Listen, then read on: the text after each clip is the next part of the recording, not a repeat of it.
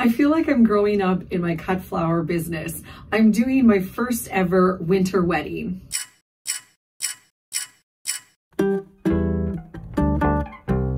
Hey, if you're new here, this is part of season 2 of the Backyard Business series, where I document my journey of being a farmer florist and breaking into the cut flower business. So last year I did 6 weddings. And before that, I had actually done a few weddings just sort of for family members. So I have experience doing weddings, but I have never taken on a winter wedding. Now, of course, since I'm a flower farmer, I'm so used to like cutting my own flowers or cutting someone else's flowers. And I'm really used to what grows here and I know what I like. But for a winter wedding, I have to order everything. Even though this is a February wedding, the journey actually starts in January with the ordering. So one of the hugest roadblocks that I face in doing this winter wedding is that even though I have a business license, the place where I live that sells wholesale flowers will not sell to me because I don't have a brick and mortar store. And it's really unfortunate because if I just could have ordered through them, this whole process would have been a lot easier. So it took a little bit of searching to find a place that would actually deliver to Saskatoon. A lot of the companies that offer wholesale flowers to just regular people are based in the States and they don't always deliver to Canada. So I basically had 2 options available to me that were somewhat reasonably priced and had most of the stuff I was looking for. So my bride told me that she was doing sort of a brown color with some orange tones to it, blush and white, lots of eucalyptus, and she just wanted mainly a neutral vibe. So my job was to find some sort of flowers that would carry her vision. And also I had in mind that I needed cold hardy flowers because this is a winter wedding. I didn't know if they were taking pictures outside with the bouquets and the boutonnieres. So I wanted to make sure that everything could hold up if it was exposed to a bit of frost. The only thing I picked that wasn't cold hardy was the roses. So I was kind of crossing my fingers with those, hoping that everything would be okay. The only nice thing about ordering at this time of the year is that it wasn't really a big time and it was after Valentine's Day. So I was able to get a little bit of the discount on the flowers, which was fantastic because I felt really bad. I had to charge my bride way more than I normally do with my local flowers. It didn't really feel good. Like, I mean, you know, you got to charge what you've got to charge.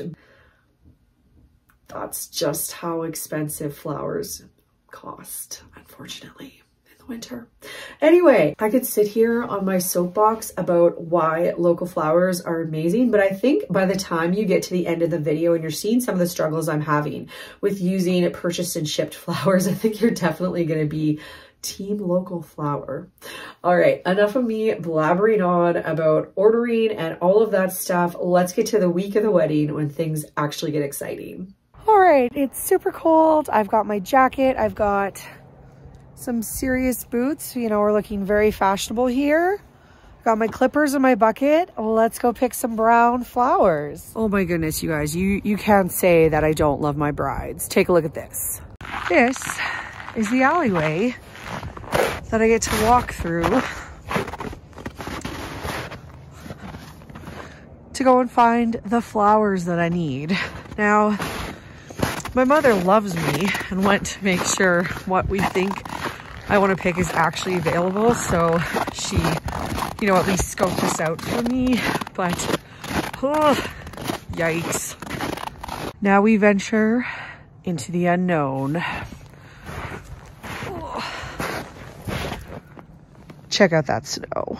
I have reached my objective.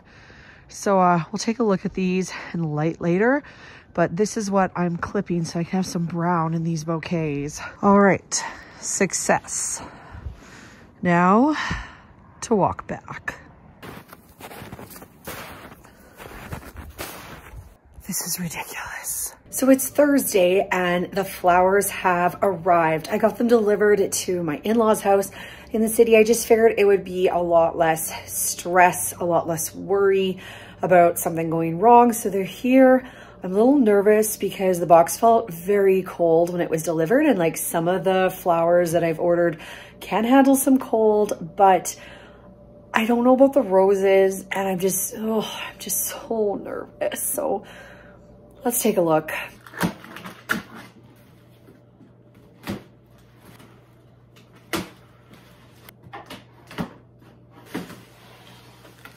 Well, here's the first look. At least everything is in paper, so that will help keep it a little bit warmer.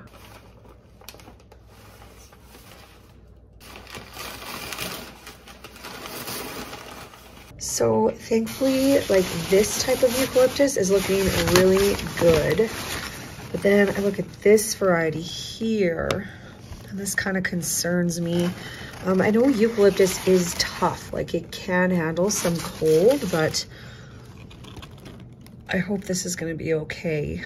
Okay, so this is interesting to me. I didn't really know how these would come. This is not how this looked when I got roses for my sister-in-law's wedding, but they have this extra level of protection here. So far so good, but I guess we'll see once I get them in buckets and water. So these are definitely not the pink that they looked like when I ordered them. Oh, yuck. Okay, these are smaller, but should be fine for what I had planned. Yeah, the whites look fine, but oh, I am not happy with that pink. I might be going to buy some other flowers. The stalk is looking beautiful, so really happy that I got some of this. Well, the silver dollar looks really beautiful, but again, that baby blue or maybe the silver drop, I can't remember what I ordered, not looking so hot. So now that I've seen everything, I think I am going to need to supplement a little bit with stuff that can be locally found here, which part of me was preparing for anyway. It's not a really big surprise. So I think I'm gonna pick up a few more roses. I cannot use those pink ranunculus. So it's totally the wrong color. So if they survive, I guess that's a bouquet for me. All right, let's go get something else. Okay, so we're back at the house. I've unwrapped everything properly. They're all sitting in water and let's take a look at them. It's so pretty. I'm so happy. This is exactly, I think, what my bride was looking for. So first we've got the dried stuff that I picked last night. Then these were the roses that I just got locally because of, I'll show you them, just baby's breath. These pink ranunculus that I thought were a bit too much, but now that they're opening up, I think they might actually be more like what I was looking for. So maybe I jumped the gun a little, but whatever. Then we have the white stuff. And again, these are looking like so much better now that they've been sitting in some water and are starting to open up. So I guess I shouldn't have judged a book by its cover. Then these are the roses that I ordered. They just have like a little bit of brown. I don't know if the camera's really picking that up so much, but it, I think, plays really nice. All of this eucalyptus, there's so much. I probably could have ordered a little bit less, but you know what, live and learn. Then over here we have the stalk, and like this is really perking up now that it's had some water. So feeling good about everything. So that's basically all I need to do for today. Then tomorrow I'm gonna clean off my stems, sort of, I don't know, maybe pre-figure out one of the bouquets just so like I feel at peace. Check in with my bride, make sure that nothing has changed, and then I guess we're good to go. So it's Friday today and everything is opening up really nicely. I was a little bit surprised by how fast some of the roses are opening, and they're blowing out so much. I don't know if they will actually be usable by the time we get to the wedding, but I mean, I do want my flowers to be reasonably open because, you know, we want them to show their prettiest for the special day. So today is kind of a chill day flower wise. Our only task we're going to do today is I'm going to clean all my stems and then kind of assess what I think I want to use for the bridesmaids bouquets, for the boutonnieres, and of course for the bride. And if I'm feeling energetic, I might already pre-sort that stuff too. So let's get stripping these plants.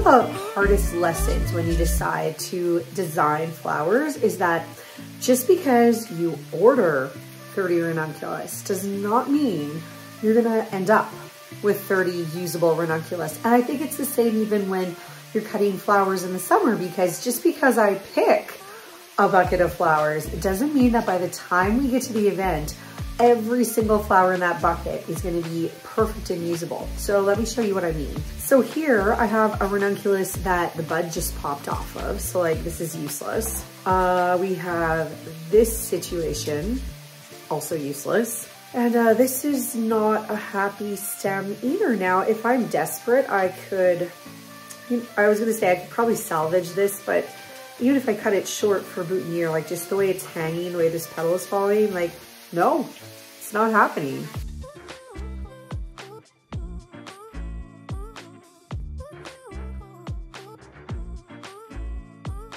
So one of the things that's really tricky about working with like traditional florist stuff and stuff that's imported when you're a flower farmer and you're used to working with like what you grow is sometimes you get things like this and I feel like, what am I doing with this? This is, when I had the plan and ordered things for my bride and her vision and what she wanted, like I am getting this. But then, you know, in one bundle, you get this craziness, which is fine. Like I'll trim it and it'll all be good. But then you also get like a stem like this, which is very small. Here, I'll come a little closer. You know, it's very small. It's very floppy. I'm not exactly sure what the plan is for some of these. And I definitely now know that if I do another February winter sort of wedding, like I don't think I'm ordering the seeded eucalyptus. I gotta say I am not a fan. Like maybe I'll change my mind once the bouquet is made. It'll be gorgeous and everything will be great, but sitting here cleaning stuff on Friday night, oh my goodness, see what gets stuck in my hair.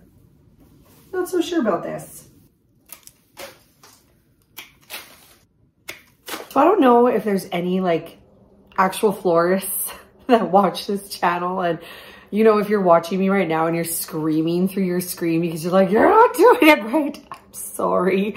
Like, what do you do when you get a product like this that is, you know, drying out? Like, I am not giving this to my bride. I mean, this side looks fine, I can use this, but like, what the heck?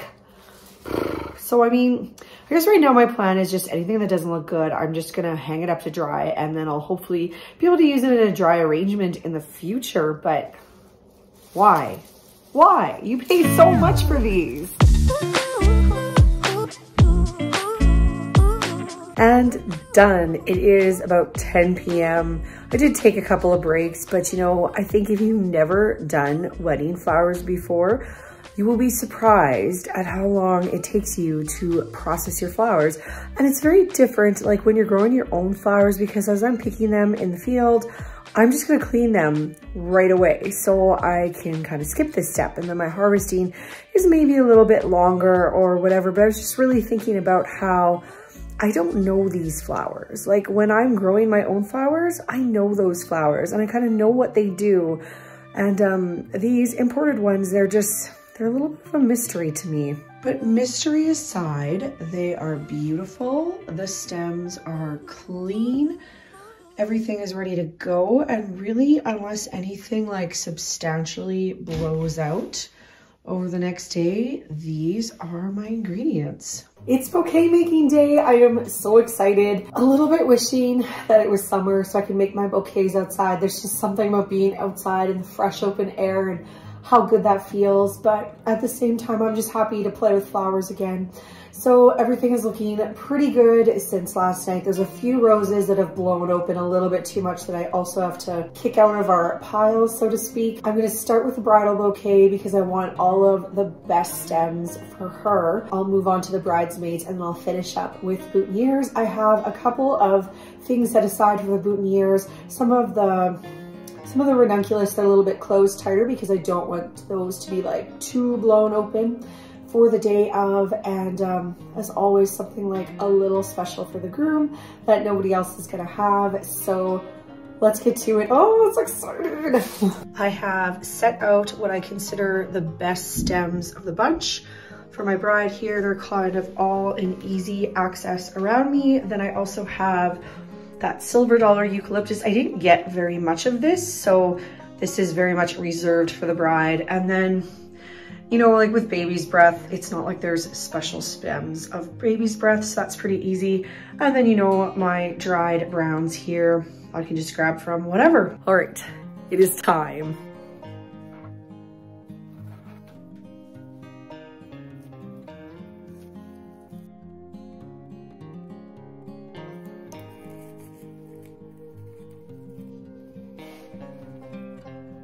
All right, pretty happy with how this has turned out. The way I'm holding this in the camera, it looks like freaking gigantic, but it is actually like somewhat reasonable. I guess now time to tie everything up, clip all the ends, and the bride's bouquet is done.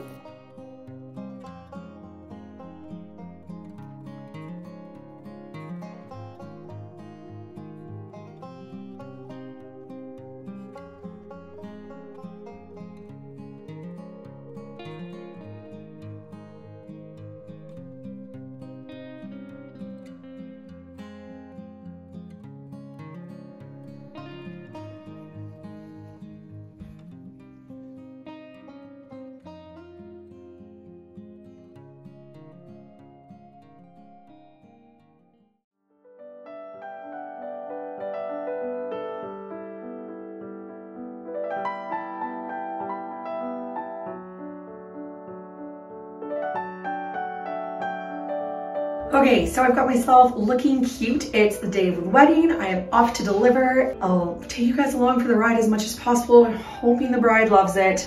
Here we go. So today I am grateful for two small mercies, and they are, one, that it's not like a zillion degrees below, and two, the venue is very close to where I live. So these are good things.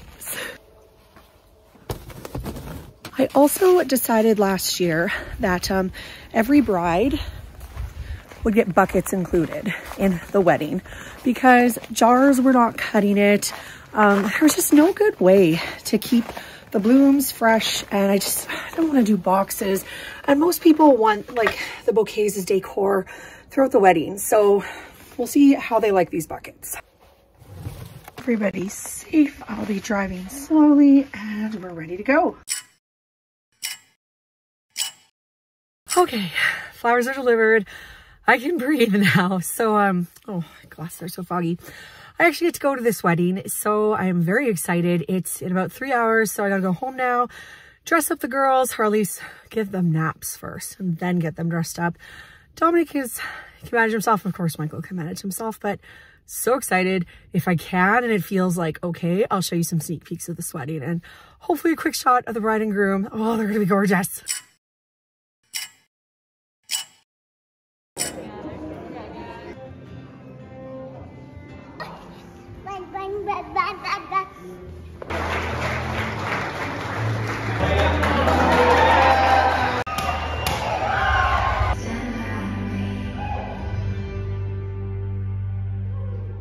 So doing this wedding was a ton of fun, but you know what? I kind of forgot how much work these weddings are and like how tired I get. I'm always one of those people when I was still singing and doing a lot of performing that whenever I had a show, like the world stopped the week of the show and like I didn't clean. I finally learned to like buy food ahead of time and sort of have a set meal plan the week of a show because like I couldn't clean, I couldn't cook. I had a really hard time functioning. I feel like doing these weddings is sometimes a little bit like that, but at the same time, it was really good to just get my hands among flowers and play with flowers and create something beautiful that it really filled my soul. So would I do an off-season wedding again? For me, it's a no, unless this is like a friend, like somebody that I know. I don't think I would just do it for like a stranger or one of my regular brides that doesn't know me personally. I just feel like the quality of flowers you get, the expense that I have to charge, like not knowing if what I order is actually going to be beautiful. And because I don't run a florist shop, like I don't have some other way of using those flowers that I've rejected, like if I've ordered a bit too much. But because it's winter, I don't want to order too little. Probably not in the future, but you know what? It was fun to do it. And like, if one of my cousins gets married in the winter, like, of course I'm going to do their flowers. But hope you enjoyed this episode. Lots more backyard business fun coming up, and we'll see you in the next one. Bye-bye.